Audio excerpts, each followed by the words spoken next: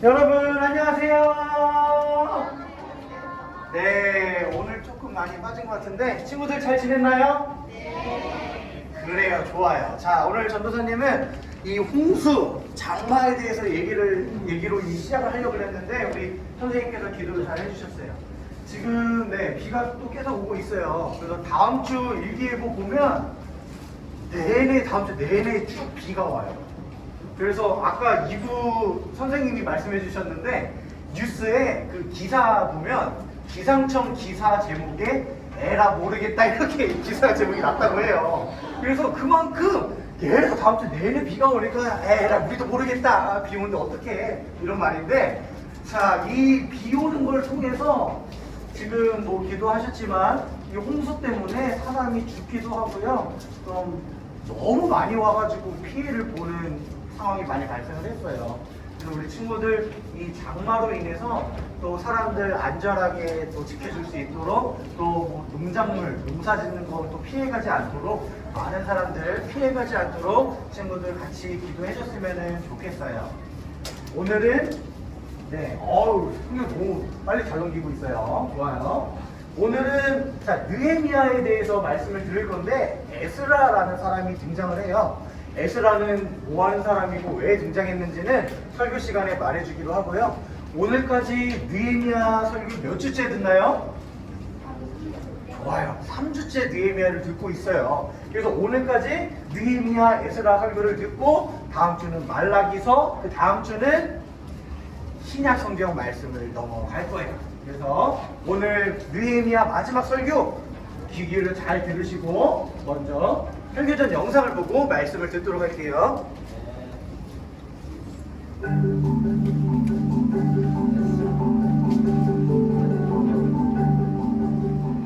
예루살렘을 둘러싼 성벽이 드디어 완성되었어요. 백성은 하나님의 도움으로 단 52일 만에 성벽과 성문을 완성할 수 있었어요. 예루살렘에 있는 모든 사람이 이른 아침에 성문 앞 광장으로 모였어요. 남자, 여자, 어린아이들, 말을 알아들을 수 있는 사람 누구나 하나님의 말씀을 들으려고 나왔어요. 해가 뜨자마자 제사장인 에스라가 하나님이 백성에게 주신 모세의 율법책을 가지고 나왔어요. 하나님의 말씀은 두루마리에 쓰여 있었어요. 에스라는 높은 나무 강단 위에 서서 율법책을 펼쳤어요. 에스라가 몇 시간 동안 율법책을 읽었고 사람들은 모두 일어서서 말씀을 열심히 들었어요. 그들은 하나님의 말씀을 공경했어요. 에스라는 하나님을 찬양했고 사람들은 손을 끌어올렸어요. 아멘, 아멘이라고 말했죠. 사람들은 얼굴을 땅에 대고 절하며 하나님을 예배했어요. 그곳에 있던 지도자와 레위 사람들은 에스라가 읽은 말씀을 사람들이 이해할 수 있도록 도와주었어요. 백성은 하나님이 주신 율법을 들으면서 울기 시작했어요. 율법은 하나님이 주신 규칙이었지만 사람들은 그 규칙을 따르지 않았어요. 그들은 죄를 지었다는 사실을 깨달았어요. 에스라와 레위 사람들과 느헤미야는 이날은 우리 하나님의 거룩한 날입니다. 슬퍼하거나 울지 마십시오라고 말했어요. 백성은 자신의 죄 때문에 슬펐지만 이날은 행복한 날이었어요. 에스라는 사람들에게 집에 가서 잔치를 준비하십시오. 맛있는 음식을 먹고 달콤한 음료를 드십시오. 아무것도 준비하지 못한 사람들에게 여러분이 준비한 음식을 나누어 주십시오라고 말했어요. 오늘은 우리 주의 거룩한 날입니다. 슬퍼하지 마십시오.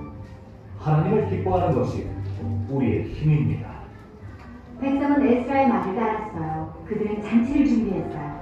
맛있는 음식을 먹고 달콤한 음료를 마셨어요. 음식과 음료가 없는 사람들에게 나누어주며 모든 백성이 큰 잔치를 벌였어요. 그들은 율법의 말씀을 깨달았기 때문에 너무나 기뻤어요. 하나님의 말씀에는 강한 힘이 있어요. 에스라가 하나님의 말씀을 읽자 사람들은 돌이켜 하나님을 더욱 사랑하게 되었어요. 성경은 예수님이 말씀이라고 말해요. 예수님은 사람들과 함께 살기 위해 이 땅에 오신 하나님이세요. 예수님에게는 우리 마음을 변화시킬 힘이 있어요. 자, 친구들 영상 잘 봤나요? 네, 오늘 본문 말씀 펴볼게요. 느헤미야 8장 8절에서 9절 말씀이에요.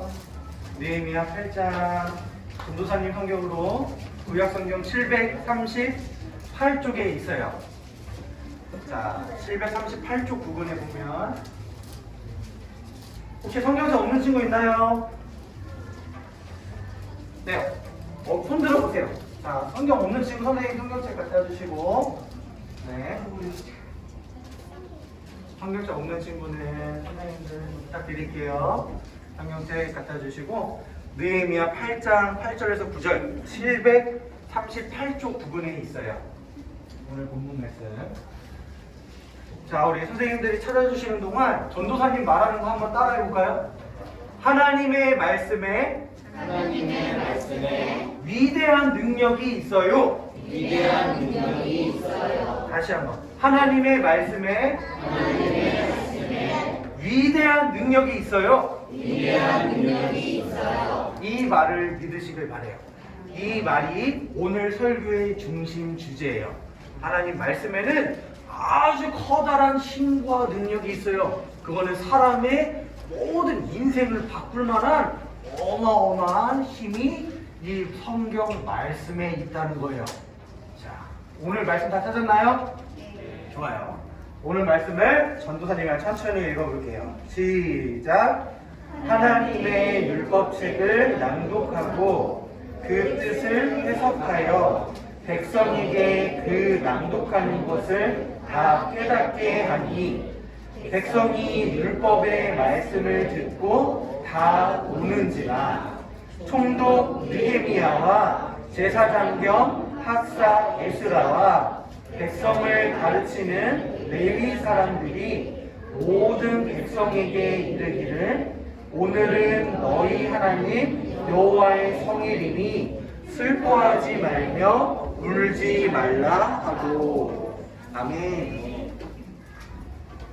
자, 앞에 보면 이 사람 저번주에 누구라 했어요? 느헤미야. 좋아요. 자, 느헤미야는 성벽을 며칠 만에 완성했죠? 52일 만에 완성했어요. 그렇다면 느헤미야의 엄마 아빠는 고향이 어디예요? 유다, 예루살렘, 이스라엘 정답이에요. 그렇다면 느헤미야는 어디서 태어났죠? 바벨론 페르시아에서 태어났어요. 원래 느헤미야는 이스라엘 예루살렘 사람인데 이 느헤미야의 엄마 아빠 시대부터 예루살렘이 멸망하고 바벨론 외국의 포로 노예 생활하러 끌려갔다가 거기서 태어난 사람이 느헤미야라는 거예요. 다 기억나죠? 지금 3주째 느헤미야 듣고 있는데, 그래서 이 느헤미야가 왕이랑 친한 자리, 그 높은 직업을 갖게 되었고, 왕에게 내가 우리 부모님의 고향인 예루살렘 성벽과 성문을 다시 세우고 싶습니다, 보내주세요 허락을 받고 예루살렘으로 가서 성벽을 52일 만에 세웠다는 거예요. 근데 그 성벽을 한번 볼까요? 와우, 이거 보세요. 이게 진짜 그 예루살렘 성벽이에요. 이스라엘에 있는 그 성벽인데요. 높이가 어때요? 지금 사람이 이만한데 뭐 1m라고만 해도 지금 성벽이 지금 몇 미터예요? 엄청 높죠? 진짜 이게 그 이스라엘 그 성벽인데요. 조금 더 크게 보면 와, 이거 보세요. 이게 그 예루살렘 성전이고 이 성벽인데 사람들이 지금 원래 어마어마하게 많아요. 이렇게 진짜 엄청 높고 이게 얼마나 큰지 한번 보여줄게요. 보세요. 와. 전도사님이 성벽 테두리만 한번 표시를 해봤는데 이거 보세요. 이렇게 성벽이에요. 성벽인데 이게 지금 사진 담기지도 않아. 뒤에가 이렇게 있어요. 어쨌든 이렇게 지금 사람이 보여 안 보여요? 사람이 안 보이죠? 다 이게 집인데 엄청나게 크다는 거예요. 예루살렘 성벽이. 근데 이만한 성벽을 며칠 만에 지었다고요? 52일. 가능할까요? 불가능한 거예요. 뭐 오늘날 2020년에 그런 건축 기술로는 가능할지 몰라도 2000 몇백 년 전에 이만한 높이 봤죠? 높이와 길이 이런 거를 옛날 시대 그런 방식으로 52일 만에 그게 불가능한 거예요. 근데 해냈어요. 그래서 이 불가능한 거를 해낸 거를 통해서 우리는 예루살렘 성벽을 하나님께서 직접 하셨구나라는 것을 알 수 있다는 거예요. 우리 지난주에는 이런 실제 사진을 안 보여줘서 감이 안 왔을 텐데 이렇게 높고 기다란 이런 것들을 짧은 시간 내에 세웠다는 거는 물론 느헤미야가 지도자로서 이걸 가능하게 하긴 했지만 이 일은 하나님의 일이셨기 때문에 하나님께서 직접 가능하게 하셨다라는 것을 알 수 있다는 거예요. 그런데 이렇게 성전을 다시 완성을 하고 성벽과 성문을 다시 완성을 했어요. 완벽한 것 같은데 하나님의 말씀이 없었어요. 근데 성벽과 성문을 완성하고 나서 백성들이 뭘 하나 딱 발견했어요. What is this? 뭐예요? 이건 뭐야? 성벽과 성문을 딱 완성하고 나서 하나님의 율법을 발견을 했는데 상상도 못한 그 바로 하나님의 율법을 발견하게 됐어요. 이 두루마리에 이렇게 쌓여있는 율법인데 두루마리 쉬지 말고 두루마리 옛날 시대에는 하나님의 말씀을 이런 데다가 이렇게 기록을 했어요. 그래서 오늘날도 이스라엘에 가면 이렇게 두루마리에 감춰진 이런 히브리어 그들만의 언어로 이렇게 성경을 읽기도 해요. 그래서 실제로 이스라엘 사람들은 이제 성인식이라고 어린 아이가 어른이 되었을 때 이렇게 하나님의 말씀 시험도 보고요. 뭐 이런 식으로 그렇게 해요. 어쨌든 이 율법책을 발견하고 나서 백성들이 에스라라는 사람에게 찾아가요. 에스라는 어떤 사람이었냐면 당시에 학사였어요. 학자, 머리 똑똑한 사람이고 학자이기도 하면서 동시에 제사장이었어요. 제사장은 뭐 하는 사람이죠? 제사를 드리는 사람. 오늘날로 말하면 예배 드리는 사람, 뭐 목사님 정도 될 것 같아요. 어쨌든 이 제사장 에스라에게 찾아가서 우리가 이 두루마리 율법, 하나님의 말씀, 성경을 찾았는데 이거를 우리에게 좀 읽어주고 무슨 뜻인지 해석 좀 해주세요. 제사장에게 에스라에게 찾아가서 부탁을 했어요. 그래서 이 에스라가 나를 잡고 성문 앞에 커다란 광장에 모든 사람들을 불렀어요. 성경에 보면 말을 알아들을 수 있는 모든 사람, 남녀노소, 나이가 많고 적고 남자건 여자건 모든 사람들을 광장에 불렀어요. 이렇게 웅성웅성 바글 이렇게 많은 사람들이 이렇게 모였어요. 자, 여름이라서 이렇게 특별히 수영장 사진을 준비했는데 자, 우리 친구들 혹시 물놀이 갔다 왔나요? 네. 자, 2부에서 물어보니까 거의 다 물놀이 갔다 왔대, 애들이. 전도사님은 코로나 때문에 이게 이런 거 못 갈 줄 알았는데 이미 다 다녀왔다 하더라고요. 어쨌든, 네, 부러워요. 네, 어쨌든 이렇게 많은 사람들이 광장에 모여서 에스라를 통해 하나님의 말씀, 설교를 들었어요. 하나님의 말씀을 듣는데요. 이른 아침부터 정오까지 몇 시간이나 되는 그렇게 긴 시간 동안 이스라엘 백성들은 이렇게 가만히 선 채로 하나님의 말씀을 들었다고 해요. 내가 좋아하는 가수의 콘서트를 가도 뭐 2시간, 3시간 이렇게 해도 엄청나게 지치고 힘들 거예요. 그런데 이 사람들은 하나님의 말씀을 듣는데 몇 시간이나 되는 그런 긴 시간 동안 가만히 서서 집중해서 하나님의 말씀 설교를 들었다라는 거예요. 이게 어떻게 이렇게 가능했을까요? 이스라엘 사람들이 원래 하나님의 선택된 백성으로서 그들 나라에 성전을 짓고 하나님이 거하시고 하나님을 예배하는 성전에 가서 예배를 드리고 하나님의 말씀을 들었었는데 그 외국에 의해서 이스라엘 나라가 멸망하고 성전이 파괴되고 노예로 끌려가게 되면서 하나님의 말씀을 듣지 못했어요. 오랫동안. 그런데 다시 그 고향으로 돌아가고 성전과 성벽이 회복되고 나서 다시 말씀을 찾고 말씀이 회복되고 나니까 그동안 이스라엘 사람들이 말씀에 대해서 갈급함, 기대함이 있었다라는 거예요. 그동안 오랫동안 말씀을 듣지 못했기 때문에 이 말씀을 듣고 너무 듣고 싶어 했다라는 거예요. 근데 이렇게 오랫동안 말씀을 듣는 데서 그친 게 아니라 백성들은 가만히 서서 몇 시간 동안 말씀을 들으면서 어떻게 해? 어떻게 했어요? 울었어요. 이렇게 말씀을 듣고 엉 하면서 이렇게 울기 시작했어요. 마지막 가슴아 뭐야 이거. 자, 어쨌든 백성들이 왜 이렇게 말씀을 듣고 울었을까요? 몇 시간 동안 다리가 너무 아파서 울었겠죠? 그러면 응? 예진이 20달러한테 주세요. 예진이가 마스크 쓰고 아주 수줍게 우리 예진 이랬는데 정답이에요. 자, 이 백성들이 하나님의 말씀을 듣고 왜 이렇게 눈물을 흘렸냐면 오래 서 있어 다리가 아파서 온 게 아니라 거울 속에 자신의 모습을 보게 된 거예요. 나의 어떤 모습을? 죄된 모습을. 이 거울은 하나님의 말씀에 비춰져서 내가 거룩하신 말씀이 100% 깨끗한 거룩한 말씀이 더럽고 죄로 가득 찬 나를 비춰주니까 내가 이렇게 죄 많은 죄인이구나라는 것을 깨닫게 됐다라는 거예요. 근데 자, 이제 시작이야. 복음이. 자, 친구들 이거 몰라요? 몰라요. 아니, 포켓몬스터를 모르나요? 알아요.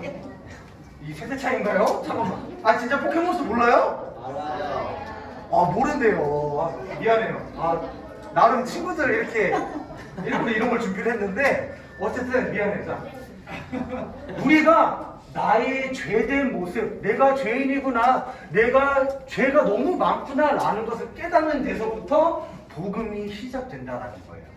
이게 무슨 말인지 모르겠죠? 복음이 시작된다는데 그러면 먼저 복음이 뭔지를 알아야겠어요. 복음이 뭘까요? 복음이 뭐예요?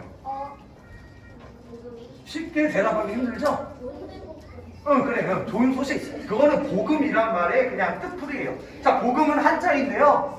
복복자 소리 은자 써서 그냥 복된 소리, 복된 소식, 영어로는 good news, 좋은 소식인데 그 좋은 소식이 뭐예요, 복음이? 우리 어른들도 복음이 뭐예요? 라고 했을 때 복음이 뭔지는 아는데 설명하기 힘드실 거예요. 복음에 대해서는 우리는 어릴 때부터 많이 들어왔어요. 말씀 자체가 예수님이 말씀이고 예수님 자체가 복음이고 많이 들었는데 복음이 뭔지 설명해 보세요 라고 했을 때 우리가 쉽게 설명하기가 힘들어요. 무슨 말인지는 아는데 설명하기가 힘들어요. 자, 잘 들으세요. 친구들 앞에 보세요. 잘 들으세요.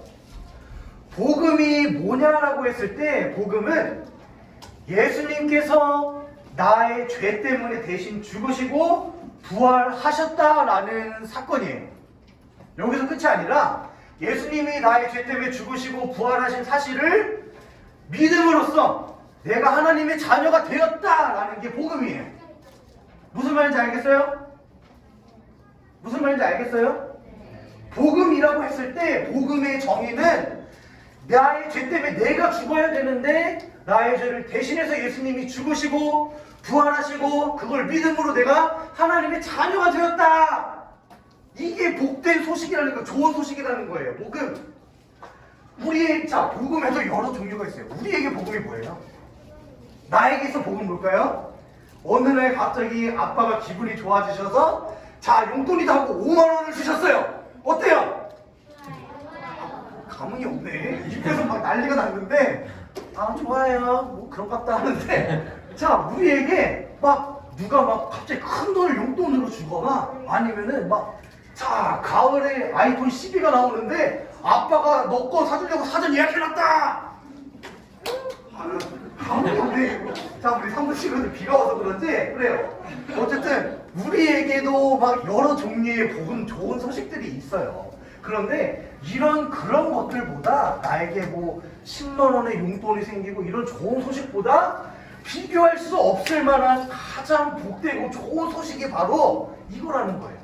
예수님이 나 때문에 대신 죽으시고 부활하셔서 그걸 믿음으로 내가 천국에 가고 하나님의 자녀가 될 수 있게 되었다. 이 사실 자체가 복음이라는 거예요. 근데 그 복음인데 바로 내가 죄인이다라는 것을, 내 속에 죄가 많다라는 것을 스스로 깨닫고 고백하고 인정하는 것에서부터 복음이 시작한다라는 거예요. 왜 그럴까요? 내가 죄인이다라는 것을 고백하지 않고 나는 죄인이 아닌데? 라고 하는 사람에게 예수님이 필요할까요? 필요 없겠죠. 자, 이거 보세요. 우리 이렇게 교회 다니다 보면 교회 안에도 이렇게 파워 당당한 사람들이 꽤 많이 있어요. 우리가 죄인이고 내가 죄가 많다라는 것을 고백하고 그렇기 때문에 예수님만 의지하고 예수님께 우리의 모든 삶을 의지하고 맡겨야 되는데 교회를 아무리 평생 오랫동안 다닌다 하더라도 내가 교회를 50년 다녔어요. 난 평생 60년, 70년 교회를 다녔어요 하는 사람 중에서도 내가 죄인이라고? 말도 안 되는 소리 하지 마. 나는 죄를 진 적도 없고 나는 죄인이 아니야 라고 당당한 사람들이 너무나도 많다라는 거예요. 우리 어른들 중에서도 내가 당신은 죄인입니다. 우리 그렇기 때문에 예수님이 필요합니다 라고 했을 때 엄청 불편해 하시는 사람들이 상당히 많이 있다라는 거예요. 자, 내가 만약에 나는 용돈을 일주일에 1,000원 받는데 옆에 있는 친구는 일주일에 용돈을 10만 원 받는대요. 그러면 그 친구는 부족할 게 있을까요? 일주일에 용돈 1,000원 받는 나는 부족한 게 너무나도 많아요. 나는 떡볶이도 먹고 싶고 햄버거도 먹고 싶은데 떡볶이 1,000원 사면 햄버거를 못 먹어. 그러니까 우리는 부족한 게 너무나 많다라는 거예요. 그런데 용돈을 막 너무 많이 받고 부족함이 없는 친구는 부족함을 느끼지를 못해요. 내가 부족하구나라는 것을 느낄 수가 없지. 마찬가지로 내가 죄인이다, 나는 부족하고 나는 연약한 죄인이다 라는 것을 깨닫고 인정하는 사람만이 예수님을 찾고 의지할 수밖에 없다라는 거예요. 우리에게 예수님이 왜 필요하죠? 내가 죄인이기 때문에 죽을 수밖에 없고 지옥에 갈 수밖에 없는 죄인인데 내가 해결할 수 없는 이 죄를 해결해 주실 수 있는 분은 오직 예수님이시기 때문에 예수님이 우리에게 필요하다라는 거예요. 그런데 이런 사실도 모르고 나는 내가 죄인이라고? 뭔 소리 하는 거야? 왜 나를 죄인 취급하는 거야? 난 죄인이 아니야 라고 하는 사람에게 예수님의 필요가 없다라는 거예요. 그래서 우리에게는 내가 죄인이다라는 사실을 고백하고 인정하는 사람만이 참된 복음의 의미를 깊이 깨닫고 예수님에게 나의 모든 생애를 의지하고 맡길 수가 있다라는 거예요. 그래서 오늘 본문 말씀을 통해서 알 수 있는 사실은 하나님의 말씀에 위대한 힘과 능력이 있다라는 사실이에요. 앞에 보면은 우리가 이제 특히 이제 우리 어른들, 집사님들 이렇게 보시면은 교회 봉사를 막 열심히 하시는 분들이 계세요. 뭐 교회 청소도 하시고 급식 봉사도 하시고 여러 가지 막 애꿎은 막 이렇게 어려운 일도 하시고 막 하시는 분도 계시고요.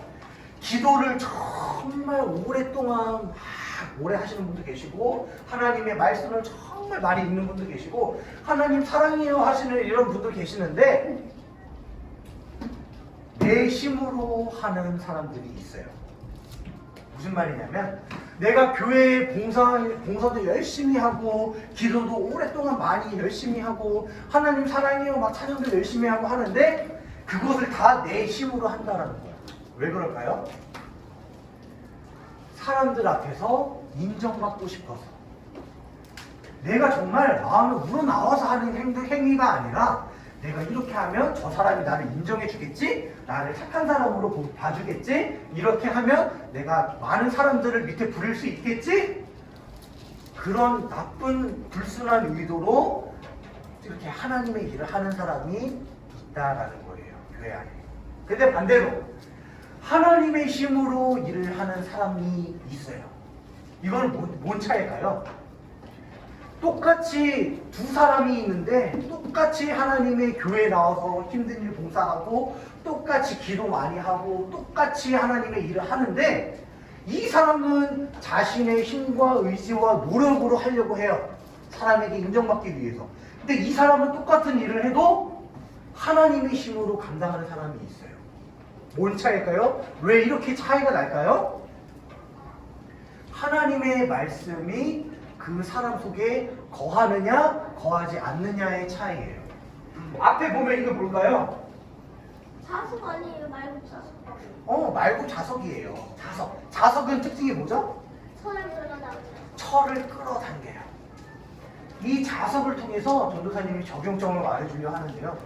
자석은 철을 다 끌어당기는 힘이 있듯이 이 자석을 말씀이라고 생각해 보세요.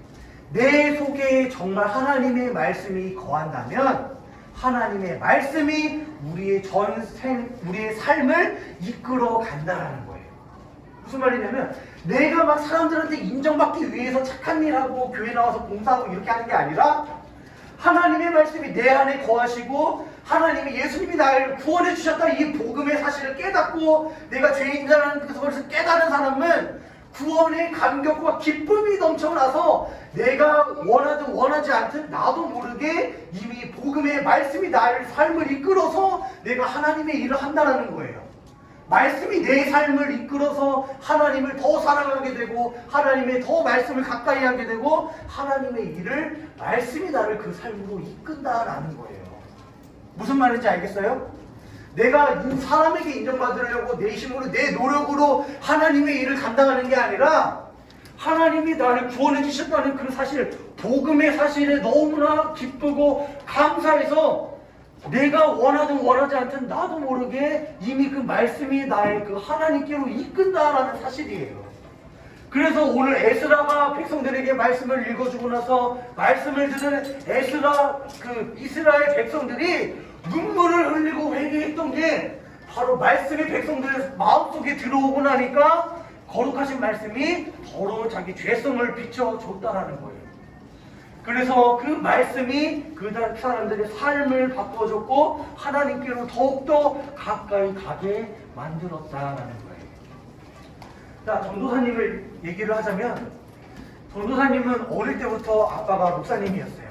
그래서 엄마 뱃속에서부터 아빠가 목사님이셨고 지금도 목사님이신데 어릴 때부터 수도 없이 많은 설교 말씀을 들었겠죠. 근데 전도사님은 우리 친구들 초딩 때만 하더라도 괜찮았는데 점점 나이가 들고 사춘기가 오고 나서부터는 교회 가는 게 싫어졌어요.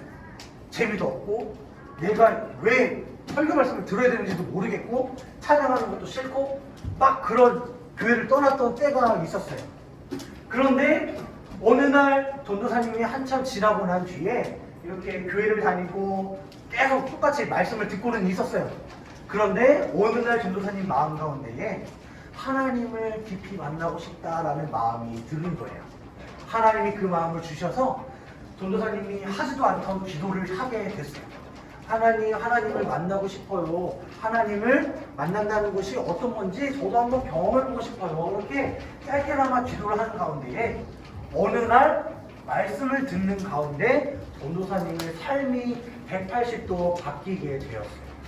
전도사님의 어떤 말투라든지 습관이라든지 나쁜 행동이라든지 그런 모든 것들이 말씀을 듣는 가운데에 즉시로 전도사님 삶이 180도 바뀌게 되었다라는 사실이에요. 물론 모두가 다 전도사님처럼 이런 경험을 해야 된다는 것은 아니지만요. 이 전도사님이 어릴 때부터 수도 없이 많은 말씀을 들어왔지만 그러면 왜 전도사님은 미리 안 바뀌었어요? 라고 물어볼 수도 있는데 그거는 우리가 정할 수 있는 게 아니에요.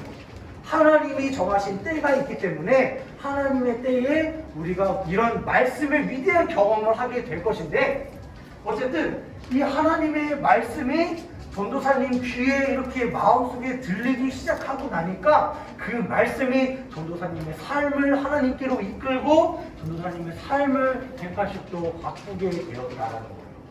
근데 아까 교회 안에서도 파워 당당한 사람이 있다고 했듯이 아무리 평생을 교회를 다닌다고 하더라도 이 가난한 심령의 마음을 내 정말 겸손한 마음을 품지 않으면 내가 죄인이다라는 걸 깨닫지 못하면 평생 뭐 아빠가 목사님이든 평생을 말씀을 듣더라도 그 사람은 참된 복음의 맛을 경험하지 못한 사람인 거예요. 복음의 출발, 복음의 시작은 언제서부터 시작된다고요? 내가 죄인이다라는 것을 깨닫는 데서부터 복음이 시작된다는 거예요. 그래서 그 이후부터 말씀이 우리 속에 사로잡혀서 우리가 말씀에 사로잡혀서 말씀이 우리를 지배하고 말씀이 자석이 철을 모든 것에 이끌듯이 말씀이 우리를 하나님께로 이끌어가는 경험을 하게 될 거라는 말이에요. 그래서 우리 친구들 내가 하나님 만나야지 해서 만나는 건 아니지만 우리의 먼저 마음을 깨트릴 필요가 있어요.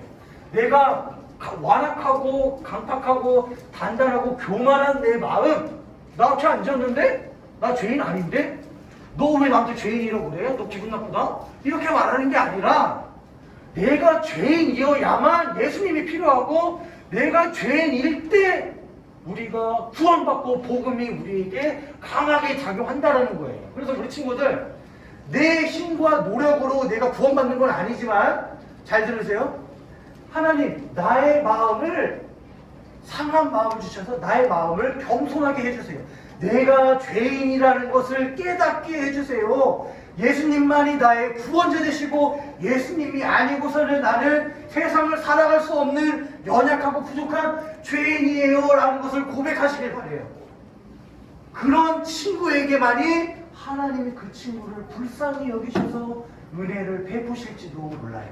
근데 그때는 언젠지는 아무도 모르지만 전도사님은 24년이라는 시간이 걸렸어요.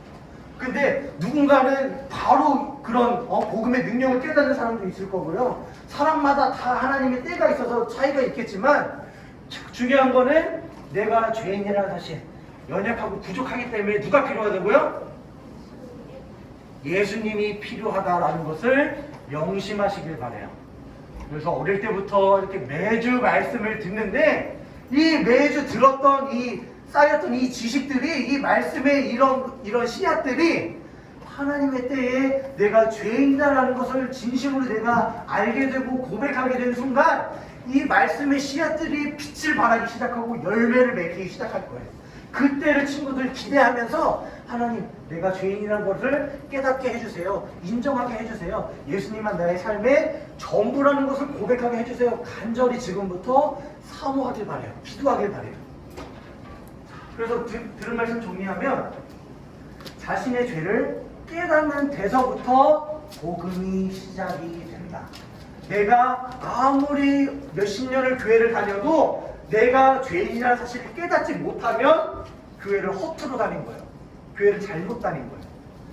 내가 죄인이구나, 나에게 죄가 있구나 라는 것을 깨닫는 데서부터 진짜 복음이 시작된다. 그때부터 진짜 시작이다 라는 것을 깨닫기 바라고요. 하나님 말씀은 사람을 바꾸는 위대한 능력이 있다라는 사실, 아마 대부분 우리 친구들은 이 말이 무슨 말인지 모르겠지만 앞으로 신앙생활하면서 평생 인생을 살아가면서 하나님의 말씀이 정말 위대하구나, 정말 바뀔 것 같지 않은 나의 성격, 말투, 나의 모든 인생이 역시 하나님의 말씀에 의해서 바뀔 수 있구나, 하나님의 말씀을 깊이 체험하는 우리 친구들이 되기를 바라요.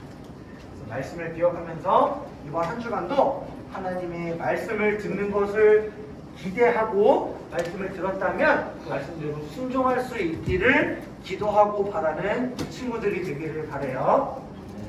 자, 선생님 기도하고 마칠게요. 네. 하늘에 계신 우리 아버지 하나님, 우리는 전능하신 하나님 아버지, 하늘과 땅과 모든 보이는 것들과 보이지 않는 것들의 창조주를 믿습니다. 우리가 아무리 오랫동안 교회를 다녀도 나 자신의 죄를 보지 못하면 복음을 경험하지 못한 것임을 들었습니다.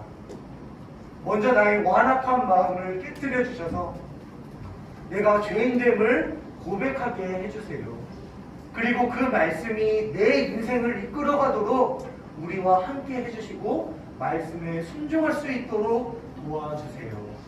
영이신 하나님을 예배하고 하나님을 생각하는 것이 우리 인생의 가장 큰 기쁨이 되게 해주세요. 우리를 구원하신 예수님의 이름으로 기도드립니다. 아멘.